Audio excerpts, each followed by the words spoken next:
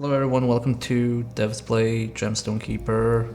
I'm Real Soviet Bear and with me is the developer of the game, Gamepopper. Hello. Hello, thank you for having me. Thank you for dropping by. So, can you just say in maybe one line what Gemstone Keeper is before we click the start game button? Okay, so how would I describe Gemstone Keeper? It's a cross between a 26 shooter and a roguelike. Okay. It's got a very ASCII aesthetic, as you can probably tell from the title screen alone. And your main task is you explore caverns, collect gemstones, and fight any creatures along the way. Okay, sounds straightforward enough, so let's just jump in. I played a bit before the stream and it is very ASCII, as you said. Um, So these characters are randomly generated at the start? Yeah, that's correct. Okay. Let's just go with an all-arounder build for starters. So when I played this first, so I noticed there was both shop and a gallery. I did get some gold, but I don't know if it carried over when I tried to use it. Oh, I do have some money. Yeah. I don't think I can afford much though. Oh, I can. Yeah, let's just go with the gun. So are these like combinations of bullet and type of layout we shoot? Yeah. So the left list is what kind of gun you'd have. How many which can depend on like how many bullets can shoot, what directions they were shooting, how often they can shoot, what their fire rate is, and the right side is the type of bullet, and that's how the specific bullets behave. So you can have bullets which are tiny, you can have bullets which can go through enemies, you can have bullets that bounce, and bullets that home in on certain enemies, and uh, each gun and bullet has its own little little effects on damage. So if you can probably tell on the right side of the window, it'll give you show you how much damage each hit gave, and if you use it, and if you change bullets, that number will change ever so slightly. So it's a bit of a cut. There are some bullets which you may find have an advantage do have a little bit of a cost involved, so it's a bit of a strategy and preference to what kind of guns you aim to want to use through the majority of the game. This is pretty interesting because last year I played around with a shmup prototype which also used literally something like this, so this is pretty interesting to actually see in action. Okay. So yeah, let's jump into the game before we check out the gallery. So what was the idea behind doing a modular weapon system? Like, did that come as a premise for the game, or is it something you discovered along the way? It wasn't my initial idea, but when I was working on this, I recently replayed Gunstar Heroes from the Mega Drive, and one of the features I just really liked about that game was its own sort of modular weapon system. You can you can combine two different types of power-ups to create different different kind of guns, and I thought, how could I get this? How could I get this to work for me? Could I get to work in this game? And so this was the kind of system I did. So instead of having like 2 different kinds of powers, instead it'd be like having a gun, having a bullet, and having and each being interchangeable. It was because before then I did think about like buying individual guns, but I just thought that'd be a bit limiting. In maybe you could just spice it up a bit by giving players a little bit more choice, give a bit more variety. So that's where the So that's where how I ended up with the modular weapon system that you can see in the game.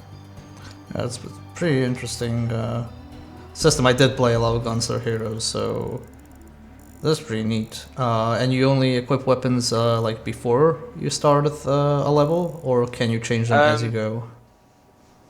Yeah, it's you can only change them when you're at the base, which is the menu HUD that you saw at the top with the shop. Mm. Yeah, whoops. Oh, no, sorry. I got hit by something. But yeah, I can imagine that would be complicated to just, because you had that little nice demonstration in the shop showing how the weapon works, kind of doing it mid-level and expecting people to like figure it out as they pick it up, what to change and how it works now would be a bit too complicated, possibly. At least that's my reasoning. Yeah, it was something I considered, but I thought it would like break the pacing in, because you're going to be in the middle of action, and then suddenly and then having in the middle you would be in a shop and suddenly all action would stop around you. It would kind of be a bit odd, and it wouldn't really be fair to just have all the enemies still moving around and potentially damage you while you're still stuck in the shop. So Yeah. I thought it'd be better if it's just a thing like, alright, okay, you finish the level, you can go back up to the main base and you change around your weapons, and then go back into where you started. So if I were to return to the surface now, would I continue from where I left off or from the start? You're given the option to continue from where you left off, so it'll save your last known position. And then once you go back in, it'll start you at the next where you will be on your next level anyway. Okay. Also, thank you, Scumboy, for the cheer in chat. But yeah, that's pretty interesting, because those are some of the. I didn't come into this game knowing that it used the modular weapon system, but that's some of the questions I asked myself as well. How do you do something that's risky and fast paced and have the player try and figure out, okay, how is this changing my weapon mid combat? So also when I was playing and toying with it, I also went for like a pre-level shop essentially only. It's pretty interesting. And why ASCII art? Oh god, how many times have I been asked this question? Part of it was I wanted to try doing a bit. I figured I'd give a roguelike a shot, and ASCII art is part of the element. Another one which, as a perspective of a developer, I kind of wanted to set myself a challenge. So a lot of my previous games, they did use, and even some of my game jam titles, they use like pixel art using just like preloaded, which are like already made and then loaded into the game. I wondered I wanted to try and challenge myself to make an entire game that didn't use like any pre-made graphics, like it didn't load in any image files or textures. Everything would be created within the code itself. And ASCII art came into that because all you really needed to create text was just have a single font file. And so I figured, so how about I instead make all of my graphics mostly from this single font file.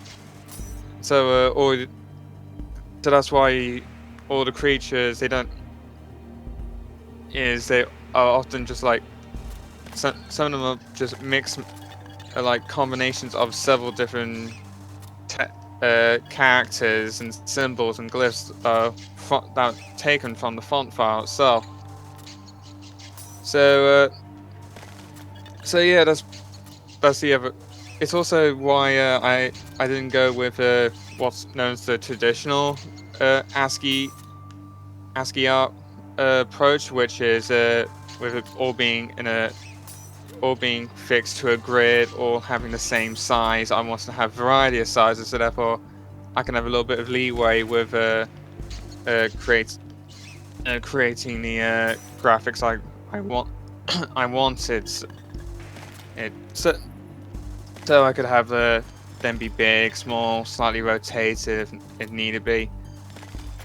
So yeah, in short, those are my reasons for the ASCII art. One's to fit with the traditional roguelike aesthetic, and another is to set myself a challenge creatively. Well, I think it turned out quite nicely because you said it's a bit non. Oh, this boss. It's a bit like non-standard because you're using different sizes and obviously you're smoothly animating everything. So it does, like, despite like being traditional ASCII, it does feel rather fresh and it feels really smooth as stuff moves about, which I guess you do want from a shooter.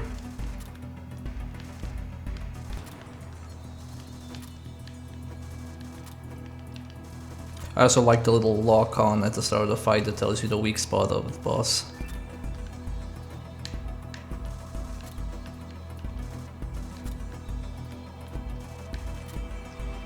Yeah, I had quite a lot of fun making these bosses. Oops, oh, go ahead. That's a pretty good fight. There we go. Nice. Okay, maybe I should go and cash out now. To the shop. There we go.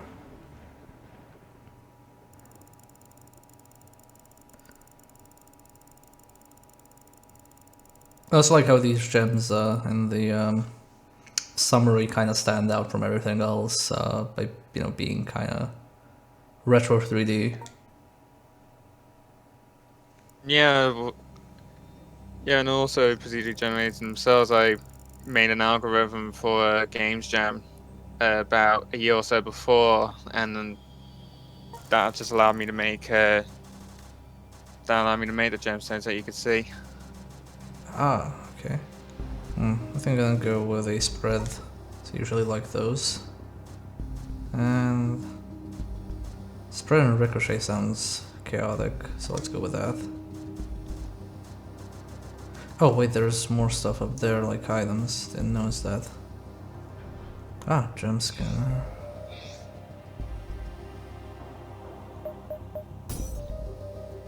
Let's see upgrades as well. Ah, okay, so this boosts strength disable. Ah, okay, so my character already has a strength boost up.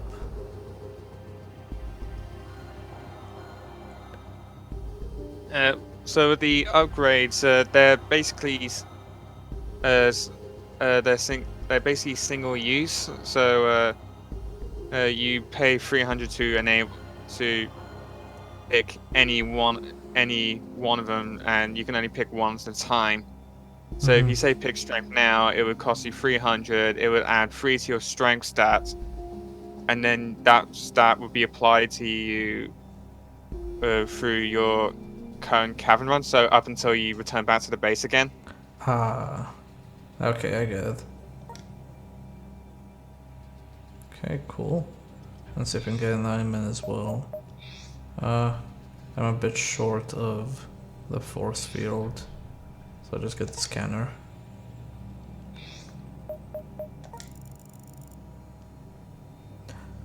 I do like that touch of the demonstration on the side. That's also very. It reminds me a lot of treasure games, actually, because you mentioned Gunstar Heroes. It kind of reminds me of the preview in Alien Soldier from them as well, where you can kind of mess around the starting screen with your weapon combos. Okay, let's continue.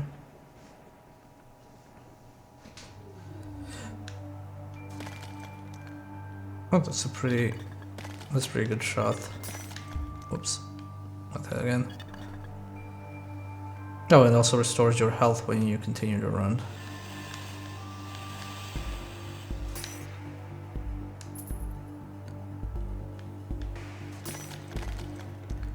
So if this didn't start with the premise of, you know, the weapon combos, what was your premise?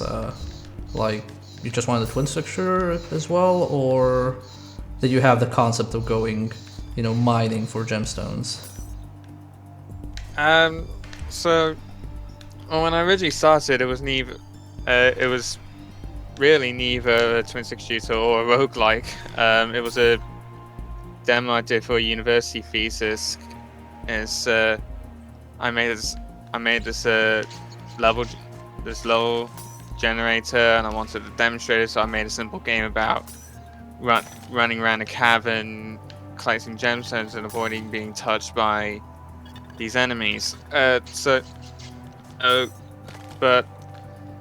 I decided to make it a bit of a twin stick shooter because I had some of the base elements there, like I had flying, like I had a freeform movement, I had the levels, basic enemy behavior. All I need to do is add the guns.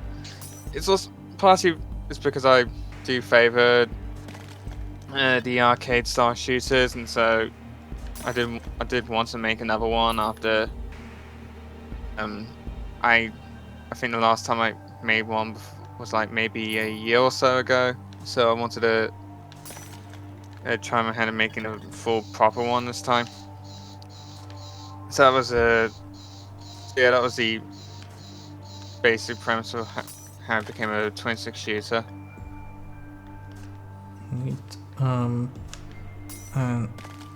it does remind me a lot of a few other cavern twin stick shooters. Like there was like a few years ago inside a Starfield Sky as well. We played that one. Okay. It was also it was a bit weird experimental shooter, but it also had this cavern twin stick shooting going about it. Right. These Ankh rare, no, they're Yens. Pretty deadly.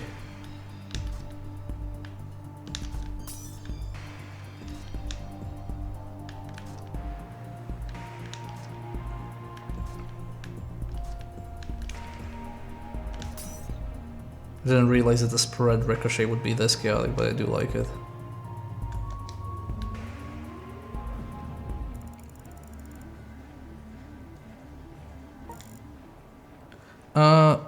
So was this like an engine you did from scratch, or in something in particular? Yeah, it was an engine I did in Scratch. It's written in C++ with the framework SFML. Mm-hmm. I spent around 3 months alone on the framework, just so it was up to a point where I was happy enough to mess around with it. I mean, because originally the demo that was where this game began with, it actually was in a different framework. It was in one called Allegro, and at the end I just didn't like it, and I just wanted to redo everything. So that's why I spent like the first 3 months just on the framework alone. Oh yeah, that is all too familiar. Yeah, but it's pretty impressive. I genuinely do like the I guess like the visual style of how there's a lot of depth to it despite using ASCII characters, and the general very like weird early 3D visual effects you do, like with the level transition, for example. It's like, but it does have like its very own distinct visual style. Good to hear. Oh,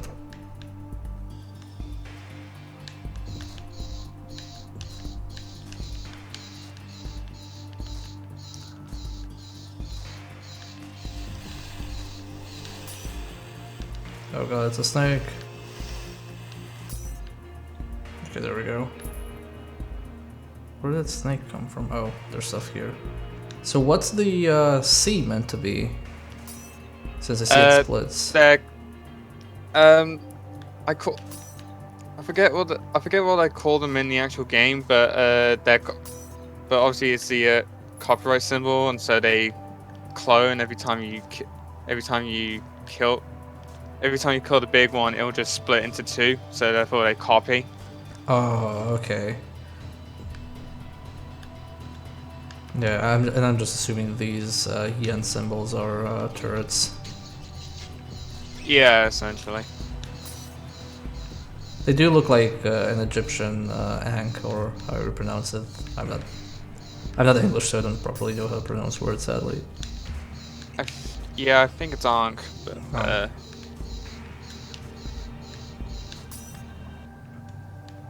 So I said the framework was just 3 months. How long did the rest of it take you? So I started in July 2000. Yeah, July 2015, and I finished it, and the game was released on March 31st. So that would make it 18, 19 months to work on the game itself. That's pretty good. And I'm guessing that was like the bosses are the bosses like fixed, like they appear on certain levels, or are they randomly picked when you reach the boss stage? The bosses are made to appear on every 5th level. So in the base game, there's 5 bosses. So technically, the game ends once you finish the 25th level. Mm-hmm. But there's also a score mode, which is basically an end, which is basically just only the caverns, and that goes on forever. And there's also a boss rush mode, so you can play through all 5 bosses. Yeah, I noticed that from the main menu. Probably take a look at those as well, since I do like both score attack and boss rush modes. I don't think there are like too many games that let you do a score attack mode. Okay, that's a portal.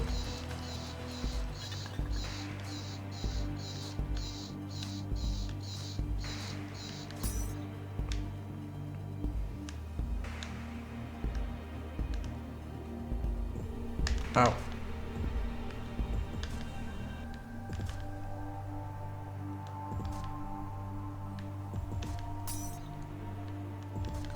And I'm assuming you worked on this solo, judging by the starting credits.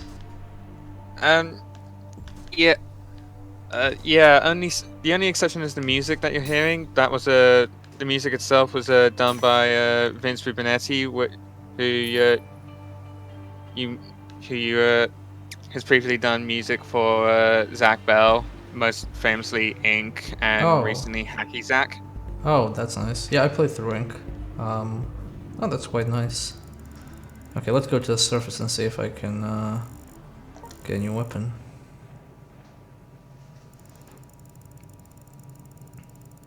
So the gems are procedurally generated, you said? Yeah, that's correct. All procedurally generated models that.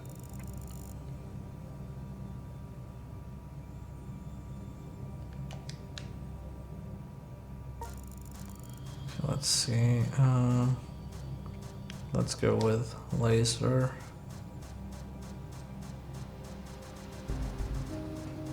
Scatter. Oh, let's go with laser sword. Let's see how that works. Yeah, I can afford a force field. Let's go strength again to run it up.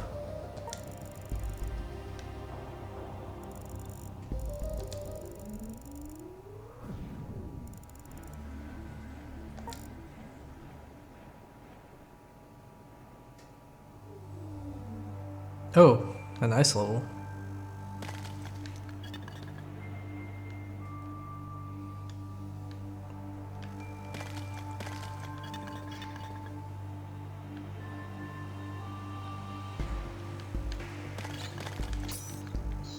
Oh, I really like the laser sword. Actually, in Gunstar Heroes, I used to do the laser sword combo for most part, the flamethrower plus lightning, I think.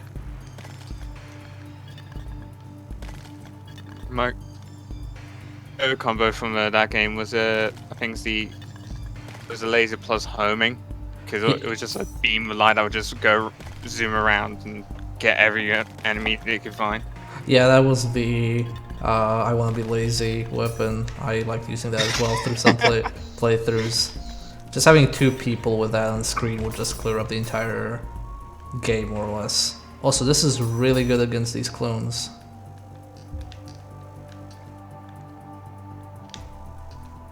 They're so tiny though, hard to see. Oh, there we go.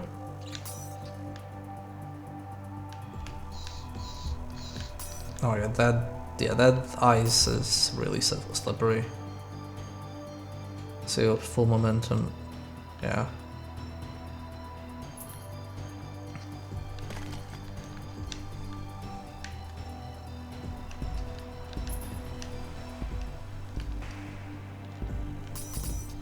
Oh well, I'm being shot at.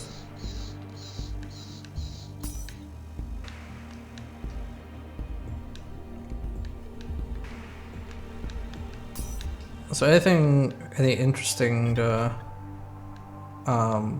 tidbits you'd like to share from development? Because a lot of this, like from what you've said so far, it seems a lot of this stuff just basically you discovered as you were developing the game to just add them.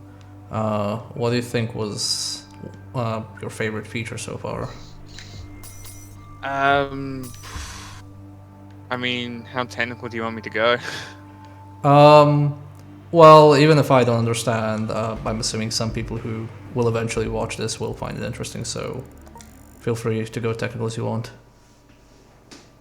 Alright. So I was, so, as I mentioned earlier, the original demo for this was to demonstrate a level generator that I did for my university thesis, and so the entire caverns is made with that level generator, which itself took about a year to make. So I mean, probably a lot more work than even what I expected there to be. The ice levels, although they weren't actually generated with they weren't actually made with the generator itself specifically. They were just that was the noise algorithm called Worley noise. What else? What else can I talk about?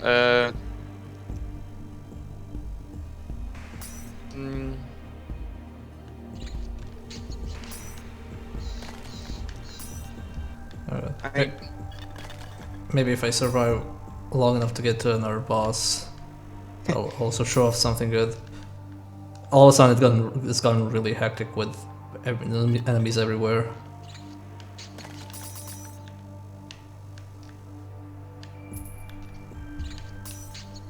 So when the turrets explode like that, do they also damage you?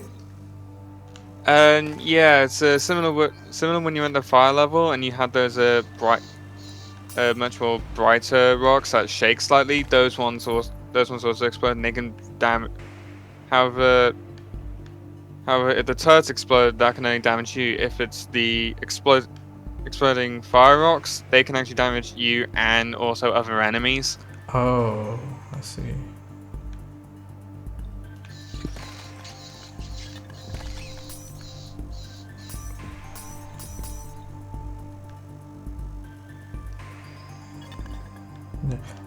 Does the laser sword like do damage on every frame? Because it does say 2, but it's just melting through enemies. Well, the laser is essentially just a single bullet that's being fired at an incredibly small fire rate, so that, as well as an incredibly fast speed. So essentially its damage is essentially every little bullet that hits the enemy. Yeah, this is... I do like this effect. Generally this, say the fade effect, there's a lot of stuff here. Did have a problem I did particularly have balancing problems with that that sword in particular, because obviously with it firing so many bullets, it originally made it incredibly easy to defeat any enemies. It's kind of why the hit point is so low. Is pretty much because I didn't want to make the laser sword basically the easy weapon to use. Yeah, since you kill that spider so easily, I guess it's something that can't be held. To be fair, I'm used to abusing that in Gunstar Heroes, so I'm sure other people might have had trouble. It's fine. And do you think I should nerf it? I think if you would have the rate at which it does damage, it would still be very good.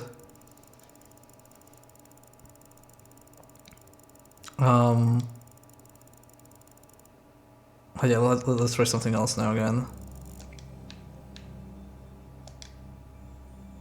Yeah, when I was playing around with weapon combos, how I was essentially trying to do it was similar to this. I did the basically the pattern, which is your left side, and I did the like bullet type, which is on the right side, which would basically have like you have like homing, laser, and stuff like that. And then I did a third type, which was projectile shape. So I added that as a third factor, but that might have been overambitious. A mini sword, god, how would that work? Let's try mini and mini machine. Oh, okay, so this is permanently unlocked, so I can just switch between them.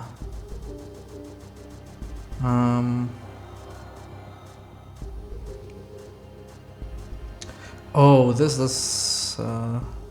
does more damage.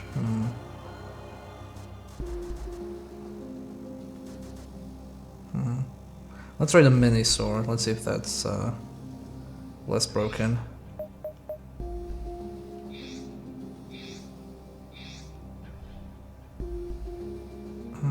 We have this already. Let's go back to this.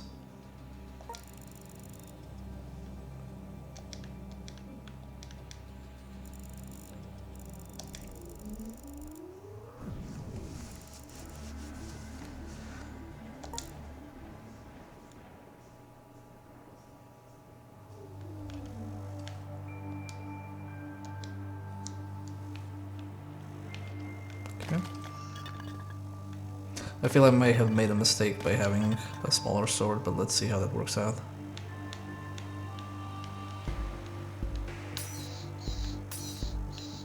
Oh boy, yeah, this... I got the worst enemy to test this on.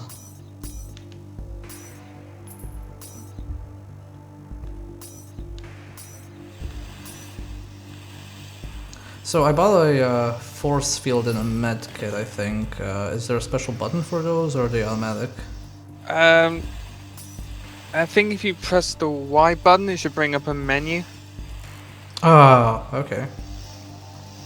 There you go, and then you can select which one you want, and then I think it's the X button to use it. Let me try and figure out. Let me just kill these and then we can check it out. Away clone. No, it's not A. Not X.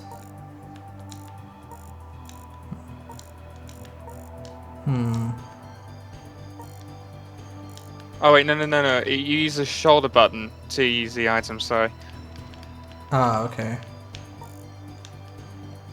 Ah, okay, got it. There we go. Oh, so now they can't even reach me, but I can barely reach them because of the mini sword. That's the worst situation to begin.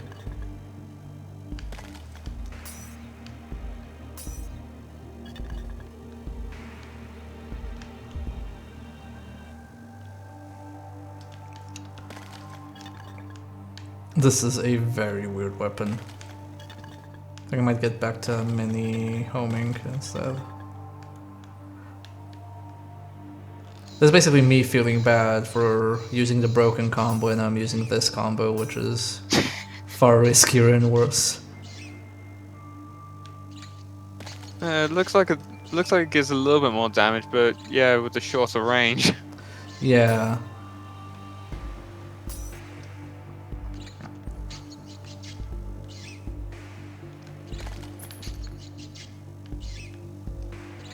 Oh my god, spider.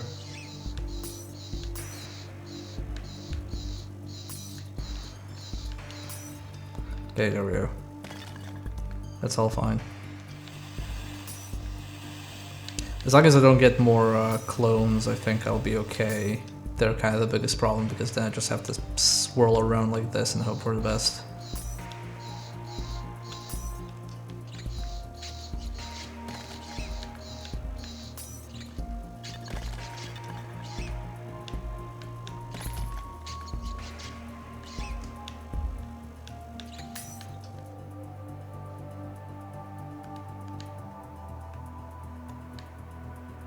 There we go.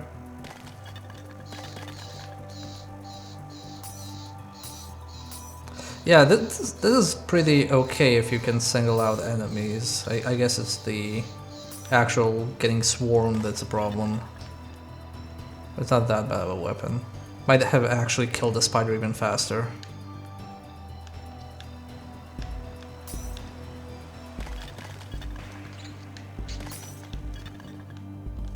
It's kind of making short work of everything.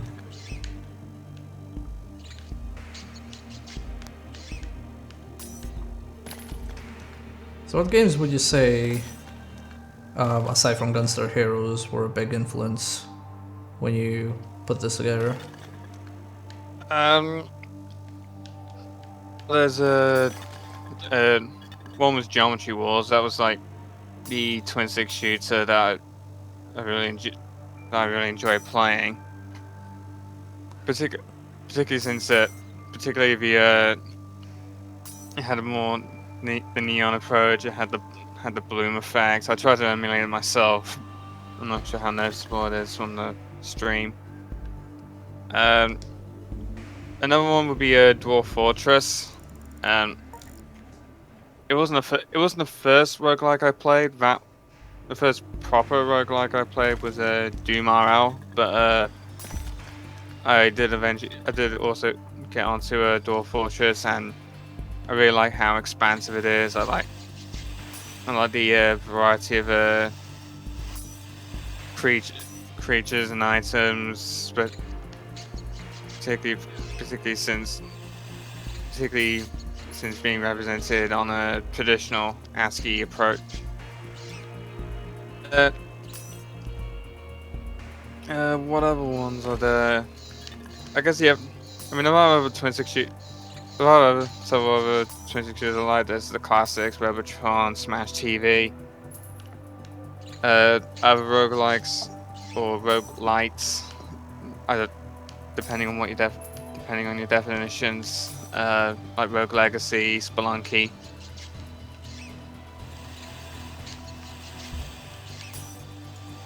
Yeah, definitely notice the continuing cost half of your money kind of remind me a bit of Rogue Legacy as well. But it's a weird combination to do. I mean, I guess generally people these days have tried to do a roguelike approach to a lot of genres, but I have seen one for like a roguelike shmup, which for me just sounded like a shmup with one life instead of a dozen. But I haven't seen twin stick ones. It's definitely interesting seeing all the influences come together. Like it's very it feels very arcadey and smooth to handle. Like you mentioned, like Geometry Wars being an inspiration, it does feel very smooth like that, and also a bit smooth like Treasure Games, aka Gunstars and stuff like that. I think what probably from the like general presentation gets me the most is the audio of the enemies, because you'd kind of expect beeps and bloops and something like this, but they actually sound what they're supposed to sound like. Yeah, I figured it'd be a lot more clear. It would be a lot more easy to interpret if you used to try to use like as real sound effects I could get. I mean, when I was talking with Vincent about like doing the music for the game, the topic, the idea did come up, just if to use like retro 8-bit style music, and I know I could. I wasn't entirely on board with that because it would just sound a lot more generic. It, it wouldn't really stand out, and I knew Vincent's music initially through Ing, and that one you could argue was also a retro style game with its limited color palette and basic shapes, and yet that one had a lot more of an ambient electronic soundtrack, which I really liked, and so I kind of wanted something similar for Gemstone Keeper. Yeah, I don't know in general how a lot of projects in general don't put too much emphasis on like sound and music design. It kind of seems to get the shaft a lot of the times, but it helps a lot. Like when the game has non-impactful sound design, it contributes quite a lot. So it's good that you like kept that in mind. Like like you said, like 8-bit probably would have been the easy way to go, but this seems to work better for it. Okay. Yeah, it is kind of a common joke of it being like an afterthought, but I figured if I'm gonna get someone really talented on board, I should probably put a lot more thought into it.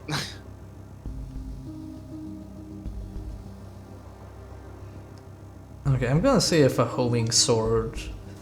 I know I'm using sword for a third time, but I want to see how lazy a homing sword would be to use.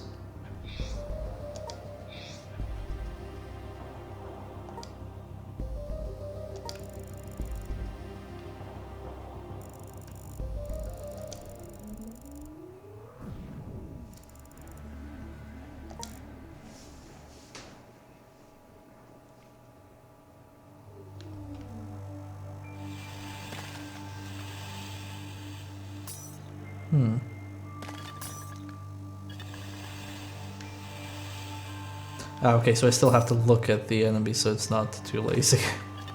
Probably should have gone with a normal spread shot. It does give a very trippy swirl effect.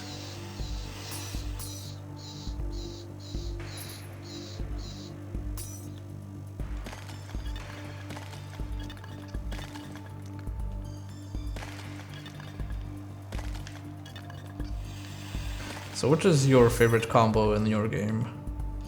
As far as weapons go? Personally would be the laser sword.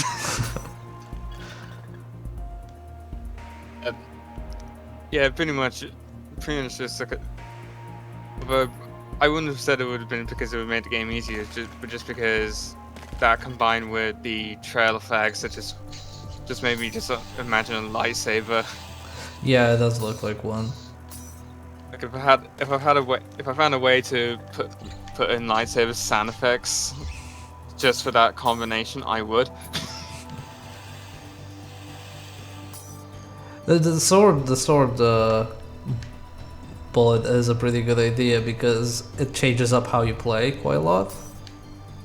Like, you move from, you know, going back and shooting to trying to get close to enemies and just circling around them. Like this right now is much more difficult because I have a sword, because I have to figure out how do I get to this thing without getting shot. Okay, that's not probably the way.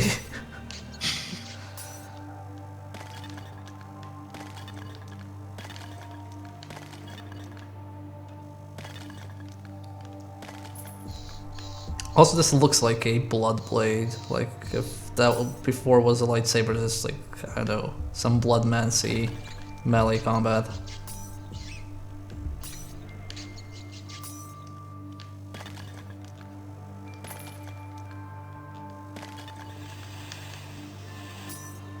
There we go, got the snake. Snakes seem to really hate this ability. Actually, I do like that you put in a bit of a like stun lock when you hit the enemy, because that actually makes this sword reusable. There we go.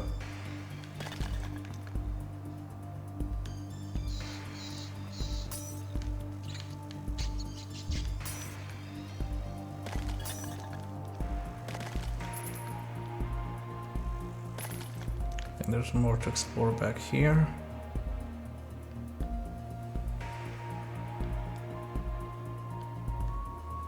Yep, there is.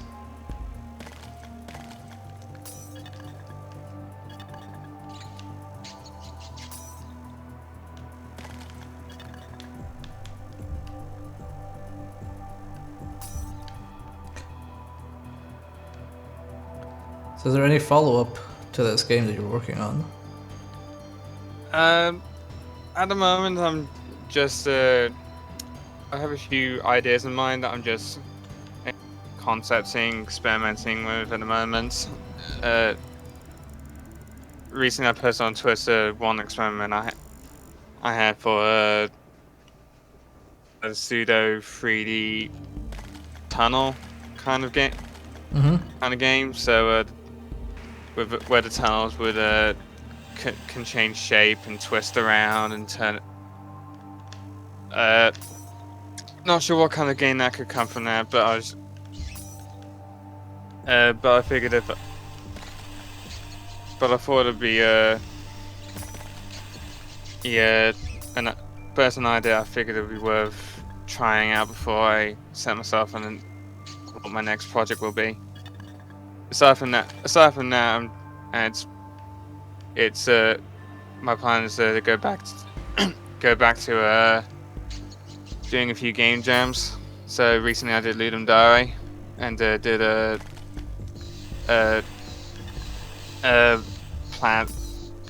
planetary run and gun game.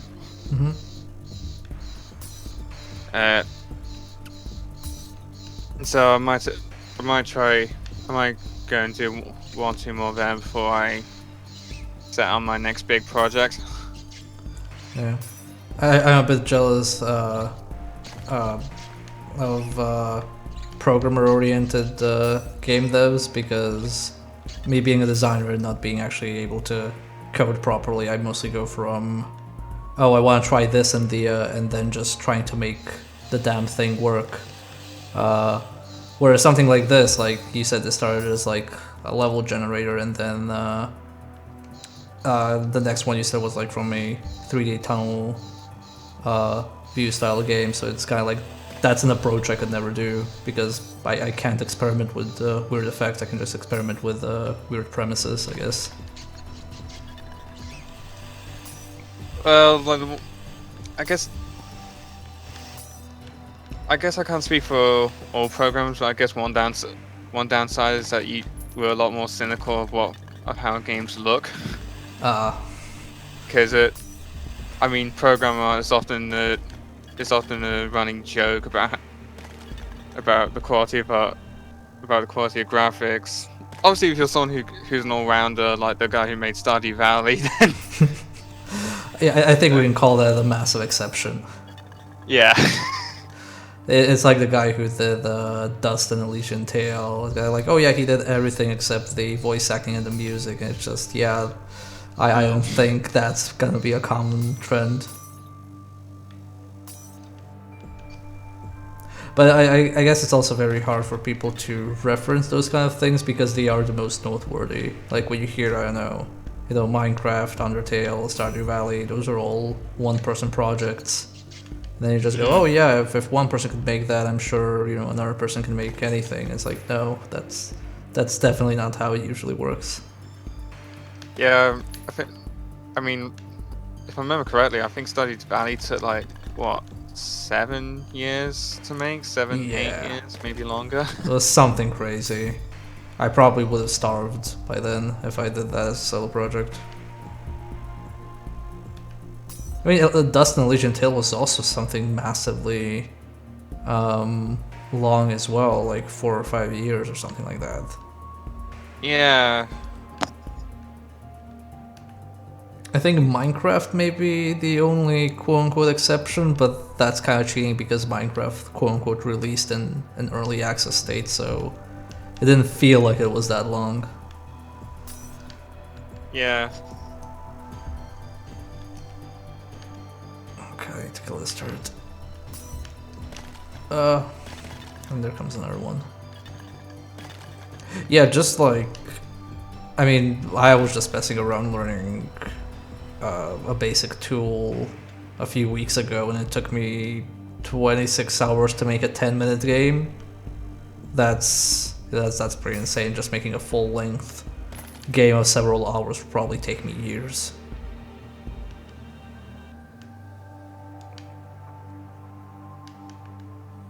Well, to be fair, this one took around. I know, depending on whether you want to include a level generator or not, this game took around 2 to 3 years, which is still like the longest project I've ever done. Yeah, I mean, I definitely include the level generator into this. I mean, developing tech takes a lot of time.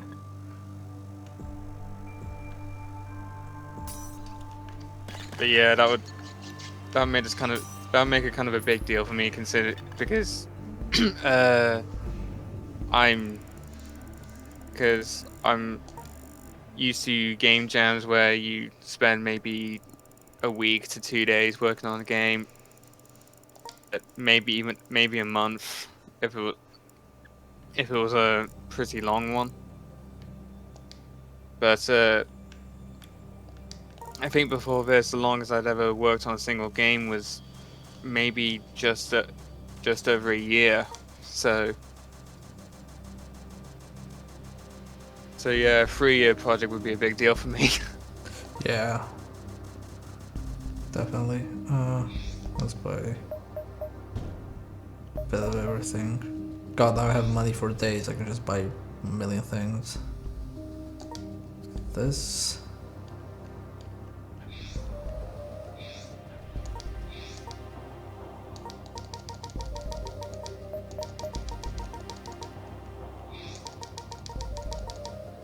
Oh, I'm out of money. Oh well, I guess 11 grenades should be enough.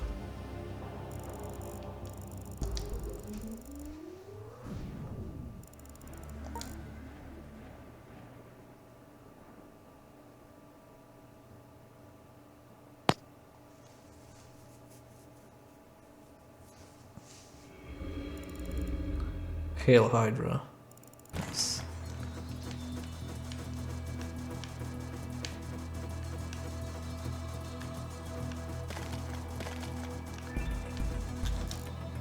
Okay, let's see. That's a grenade. So.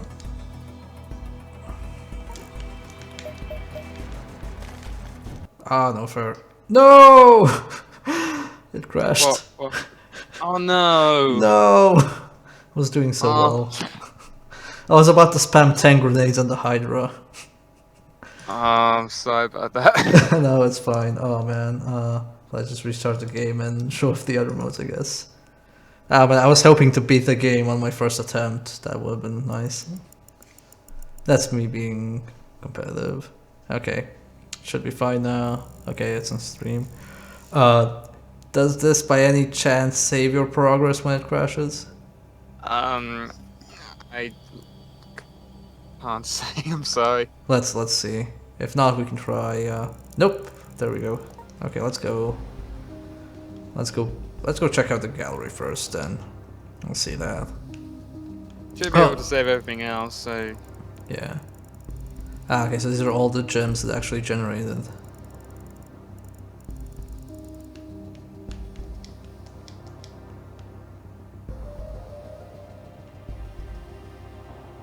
Well, that's quite a lot of gems. Okay, let's go. Let's try boss rush, I'd say. Maybe we'll get the Hydra.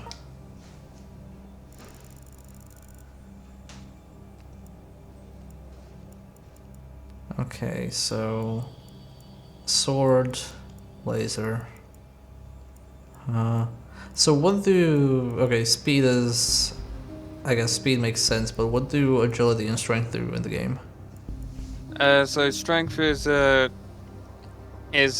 how much damage and how much damage you can give an enemy when you shoot it. So it's basically an additional factor to the weapons you use. Mm-hmm. And agility is how much acceleration you have when you movement. So a higher agility means you're able to make like turns and change of directions a lot more quicker. Mm-hmm. Okay, so let's see. Let's get this. Oh, okay, so it automatically changes thing. Huh. Yeah, let's go with this mode. Let's see how far I can get.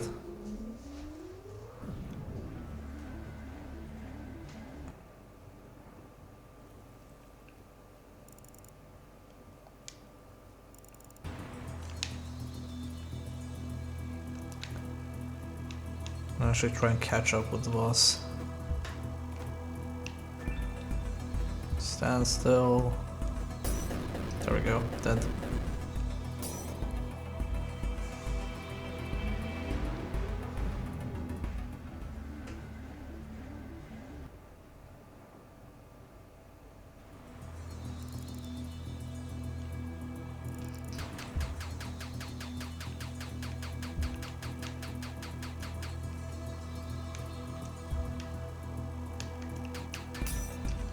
Oh, already dead.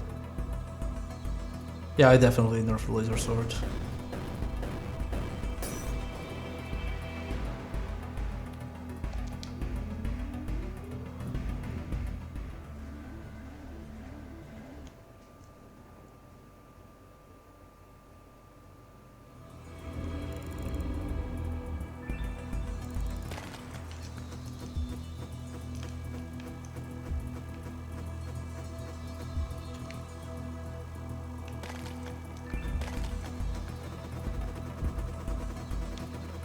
Oh my god, he has rapid fire.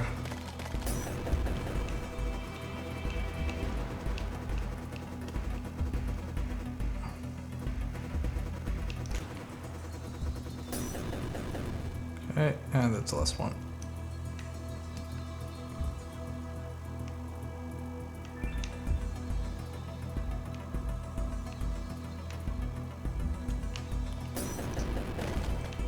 There. Nice. Revenge.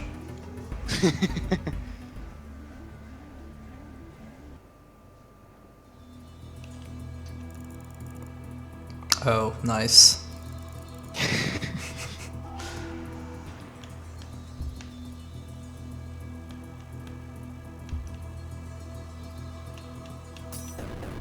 Oh god, already?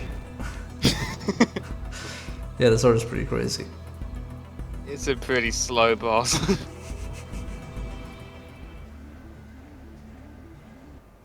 Well, at least it's true to its name, since we dealt massive damage to it.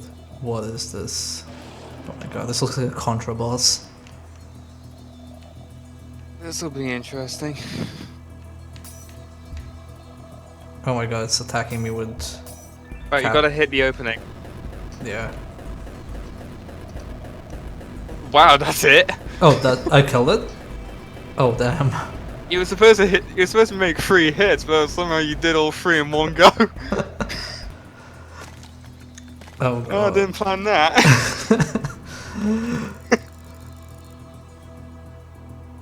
There you go. Nice. I mean, I just went with a strategy. If I have max strength and max armor, I can just ram my face against anything, and apparently that did work. To be fair, I'm a bit surprised that you give health between bosses. I wouldn't have been so kind. I'm just like, nope, just deal with it. Yeah, that was. I was kind of hoping the boss one would be a little bit more difficult. That giving health at the end would just be a little bit of help, but. Yeah. So I'm guessing the daily run just generates a specific seed per day. Yeah. And there's a leaderboard, so. Cool. Well, is there anything else you'd like us to cover about the game that, like, we haven't shown off yet? I guess the last thing would be the score attack. So, Yeah. it's basically. I mean, essentially, it's the exact same. It's the it's just the main cavern, so no bosses, but it goes on forever, and you can also manually set the seed yourself, so you can make it run on a specific seed if you wanted to. And the seed also includes the characters. You can also type in the seed if you have like a specific seed number you want to try. Yeah, sure, let's try, let's see, 10 p.m., 16th May, doesn't fit. Okay, let's try 10, 16, 05, 2017, there we go.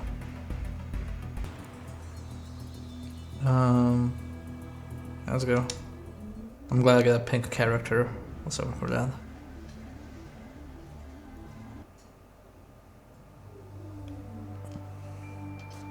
And also generates your gun as well. Yeah, as well as items in your inventory. Oh, nice. I'm afraid to use the grenade. It might crush. Actually, save it for the higher. No, we don't have bosses. I'll just save it for when I'm sworn by copyright.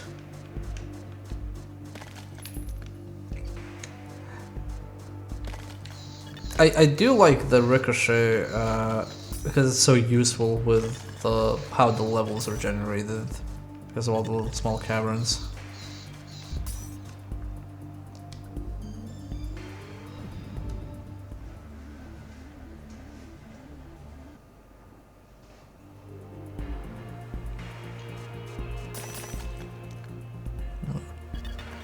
Oh, and I'm guessing the score attack also doesn't have you go through one set of, like, one tile set, it just changes it between levels. Like, there's not gonna be 5 ice levels in a row, it's just gonna be 1 ice, then something else possibly. Tile sets are random for each. Randomized. So I think only the first level is always going to be like the normal set. So whether you get a fire, normal, or ice one in the next level, it's up to the seed really.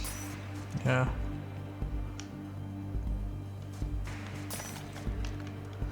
I do like the idea of daily runs in this because I'm guessing that's one specific seed for everyone, and since it's that, that means rather than just being a specific layout, you have to deal with a specific weapon, which it can be like, oh, okay, use mini ricochets if even though you've never used them before.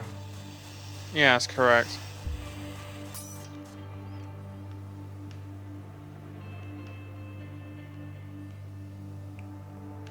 Yeah, but in most other roguelikes I've tried, you just get weapon drops, so it's more like you can still find your favorite thing, whereas here it's more like how can I say it? Not necessarily skill based, but more like something you might not be proficient or just haven't explored enough of.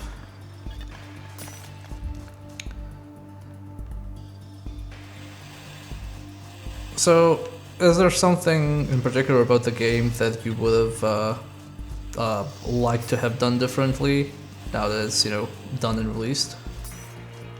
Kind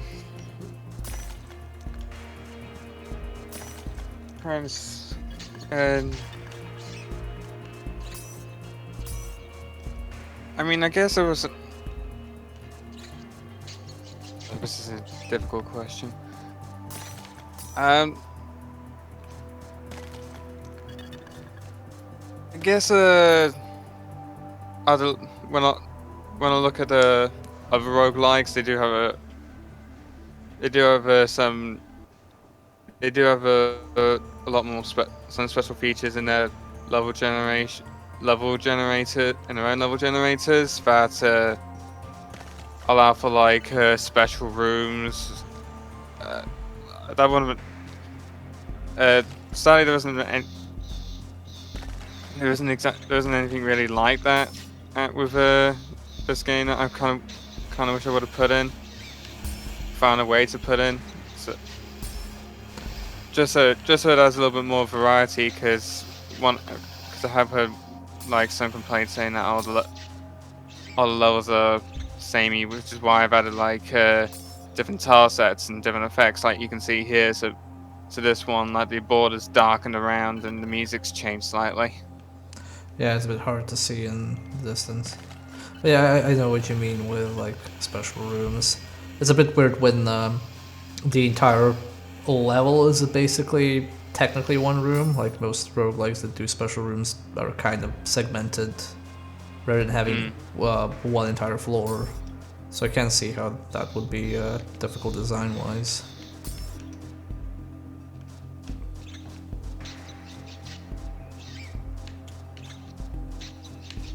Do you think you'd ever try doing another twin stick shooter after this, or? I'm sure I will. I mean, I can see. I mean, working on this one is a huge learning experience. Just for this kind, just develop for things in shooters in general. So I would like to try my hands at doing another one. Maybe not, and maybe not one that's combining with a roguelike, but more of an arcadey one. Maybe have a different visuals, or a different art style. Yeah, I definitely see like potential in this weapon combo system. Like you already have a bunch of combinations, and just like it can get pretty crazy, definitely.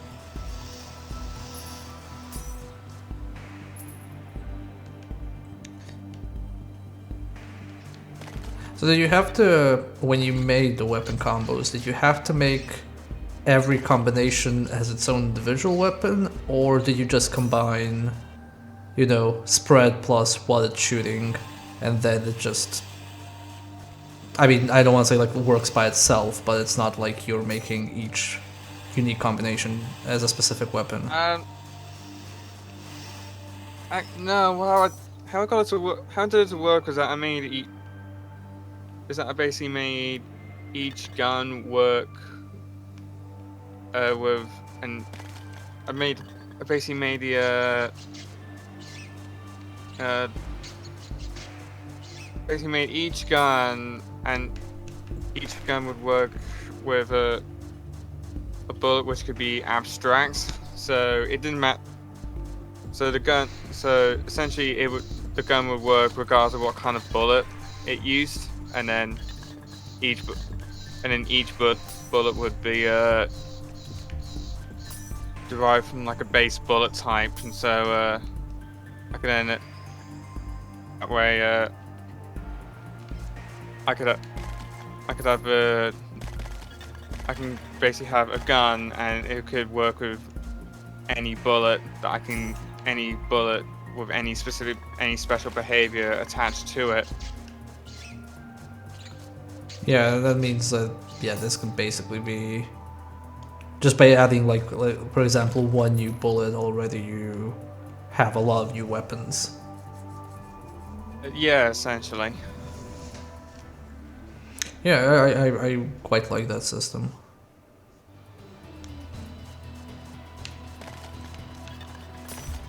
Oh god, more lava. It also makes it play very differently because now I've gone from going into someone's face with a laser sword to just kinda shooting everywhere and hoping I dodge whatever comes up.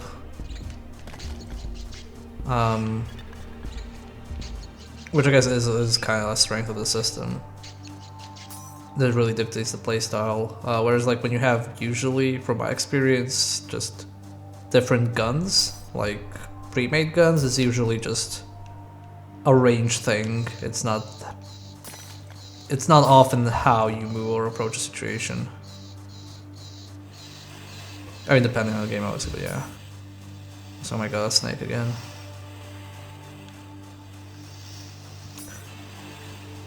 These snakes are a bit terrifying because you can cut off their tails and then just the S will chase you down.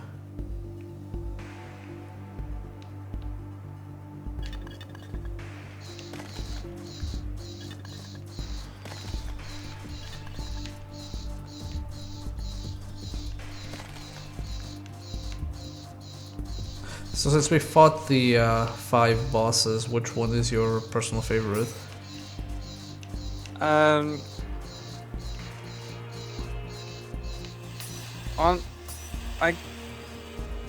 I guess my favorite boss to work on was the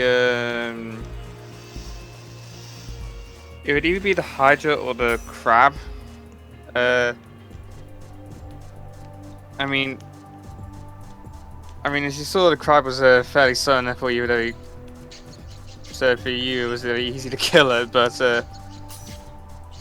for me it was I had a lot of fun trying and building how the entire body works with all the arms and legs moving independently, and it would have been able to punch and grab. It could be able to block bullets with its arm. I'm really sorry I rushed into it that much. Didn't mean to kill it fast.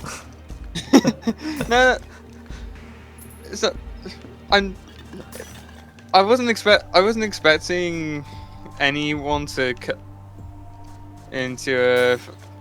find a weapon combination that made the bosses super easy to kill, but I think it's good to know seeing someone else play. Yeah, I'm kind of glad that there's no artificial limiter that you put in, because without the name games, I've had experiences with games that just, if the player does a broken combination, there's something like a damage cap you deal to bosses, or just something that stops you from being broken, which I don't think it's always a good idea. So I'm kind of glad that I can just be broken at this game and just cut through stuff.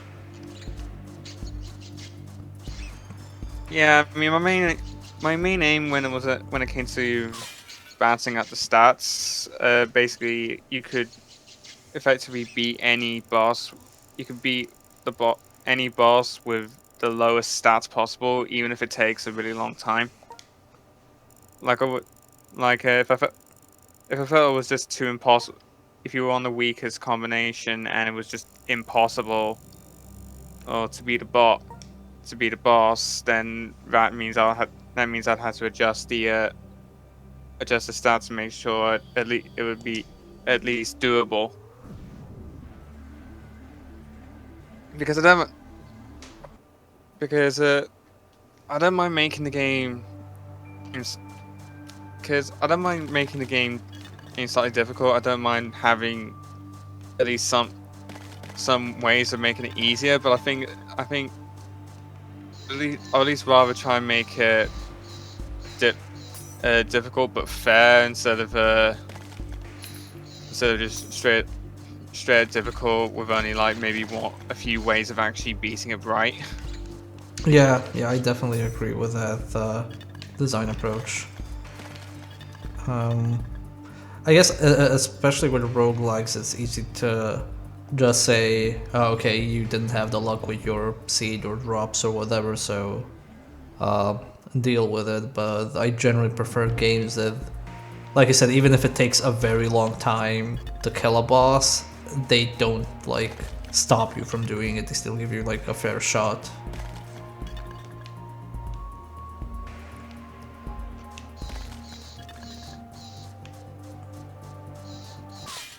Oh, I did not realize my health was. I did not realize my health was gone. Darn. Oh well. Oh, I probably had like one armor or something. I didn't even pay attention. But yeah, cool. I think we've kind of covered quite a bit. I don't want to keep you hung up here like the entire evening. So do you want to plug anything before we close this off? Well, yeah. So if you're interested, look it up on Steam. It should be it's a £7. It's £7, so I think it's about $10 on Steam. Aside from that, you can follow me on Twitter. So I'm at Gamepopper. I try to post all the game dev stuff that I do, at least on a weekly basis. And it's like I regularly take part in a Twitter event called Indie Dev Hour, which is at 7 o'clock GM British time, and it's an hour full of game dev event, of hour full of game developers showing off their stuff. So I guess that's also, so that's both the plugs in my Twitter and also the Indie Dev Hour. You're welcome. And also, if there's any other games you want to try, you can find. I have links to virtually all of the games I've been working on for the last 6 or 7 years on my website, gamepopper.co.uk. Most recently, I did a game for Ludum Dare 38. It's a game called Little Blast Planet. It's a run-and-gun game set on a tiny planet. It has very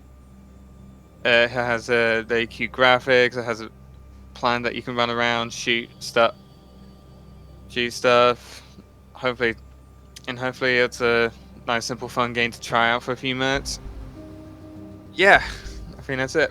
Okay, cool. Well, thank you very much for guesting on the stream and giving everyone some insight into the game and game dev in general. So yeah, see you folks.